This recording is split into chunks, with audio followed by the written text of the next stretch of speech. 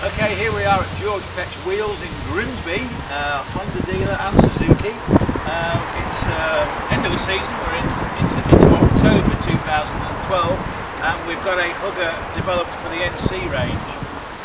This is NC700X and the Integra scooter. This Hugger fits all three. They have common swinging arms. I'm just going to show you the basic product. Here we are. This plus one cable tie is all you're required to fit this Hugger. It's been custom designed, engineered in this area to fit onto the head of the swinging arm accurately. So this single cable tie will hold the product in position and give you a good Hugger with decent protection for your suspension unit. What you'll notice is there is no chain guard on this. For simplicity, we're retaining the original and very functional Honda front Honda chain guard. So without further ado, I shall show you what's involved. Okay, so what we've got here is two pre-drilled slots in here. There to accept one cable tie. There we go. We put it in this way around. It's important, don't get it that way round. It needs to be facing out like that. So you push this through here. You're going to pass it round the back and back into the other slot there.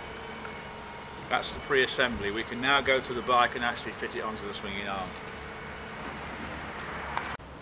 Yep. Okay, so now I've got the cable tie pre-assembled in roughly this proportion. I can then drop the cable tie around the bottom like that and through the hole in the chassis. That's prepared, so I've now got this one sticking out the bottom of there. This one I wrap around the front of the actual, avoiding contact with the suspension, and I pull it through there. So I've now got both ends. I've got hold of both ends, and I can now get the location of the Hugger itself onto the bike.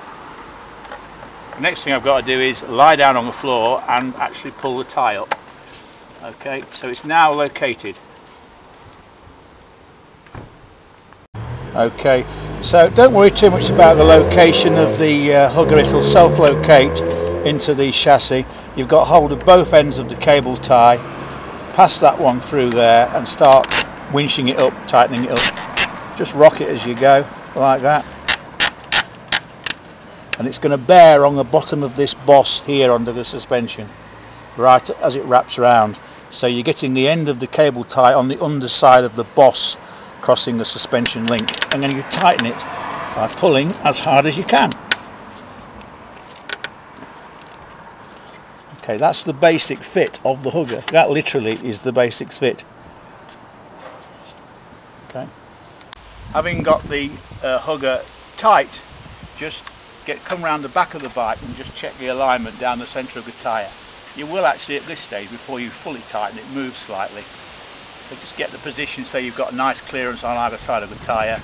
It feels comfortably, looks good, and then you're done. The next thing to do is to go down to the bottom again, to the end of the cable tie with a pair of pliers or pincers, and pull extra tightness into the cable tie before we trim the end of it.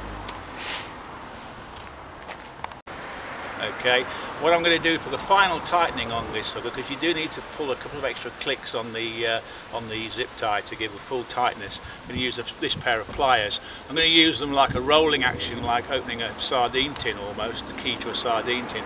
I'm going to get hold of the end of the tie and just turn it until I get those two clicks. That'll just put a little bit more tightness into it. You could use a pair of pincers.